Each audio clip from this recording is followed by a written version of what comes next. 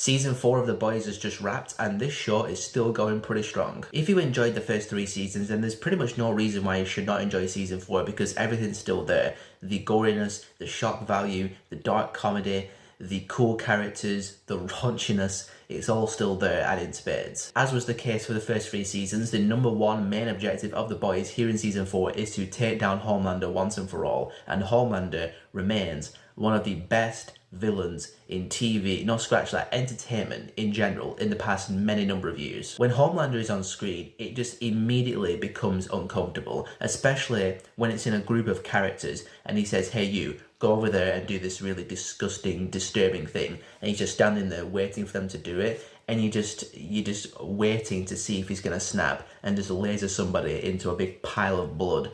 And Anthony Starr is just incredible. I've seen campaigning for him to get an Emmy nomination for this show, which I'm not really in the TV thing. I don't watch a lot of TV shows, but him getting awarded for this, absolutely, make that happen. As I was watching Season 4, there was a part of me that felt like I was kind of going through the motions, and it was kind of a here we go again type thing, because it feels like every season, the boys figure out a new way to possibly kill Homelander, so they have to go and obtain something to help them do that. In Season 3 it was Soldier Boy, in Season 4 it's a virus.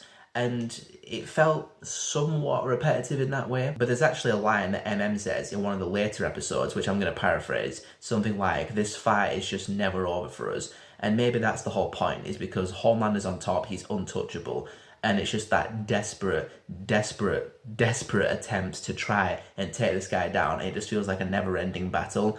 So in that, I guess it does kind of work, but that element is still in the show of, okay, there's a new thing we got to go find to take down Homelander. Fingers crossed. I didn't care as much about some of the subplots and side quests in Season 4, apart from the one with Huey's dad, Simon Pegg. I was a bit on the fence about it until the resolution, and don't lie, when that storyline came to an end, you were holding back tears, or at least you had a lump in the throat, because yeah, that was rough. And for me personally, some of the raunchiness in here felt a little bit more forced than it has in the past, and I understand it's part of the DNA of this show, but there were a couple of parts where they're doing this bit that's, you know, raunchy and crude, and they just keep going with it and going with it. There were 1 or 2 times where I just could have done without it in that moment, but there are absolutely other times where it is disgustingly hysterical. I liked what Billy Butcher was going through in Season 4, because he's slowly dying because of all the V he took in Season 3, and he's trying to wrestle with what he thinks is right to do versus his darker instincts and what he deep down kind of wants to do, and him trying to fight that balance was actually quite interesting. And Billy the Butcher is still the funniest character on the show, hands down, by far Carl Urban's best role. Big fan of the A-Train redemption arc as well. Seeing him struggling with the decision as to whether or not to turn on the Seven and Homelander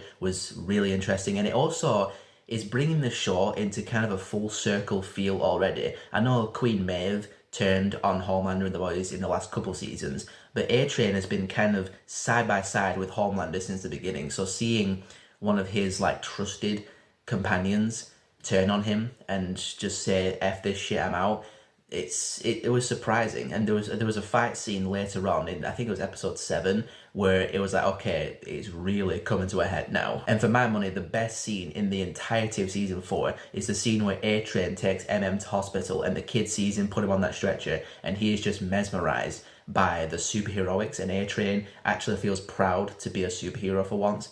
Best scene in the entire season, hands down. What really puts Season 4 over is the social commentary. Lots of political overtones in here. You could say it's a political drama with superheroes. It has a lot to say about politicians, smear campaigns, cancel culture, social media, the influence of social media in politics, conspiracy theories, all the crazy bullshit that's present in our world.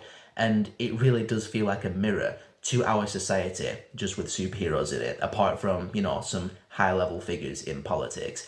And it explores all this very much in a boys kind of way.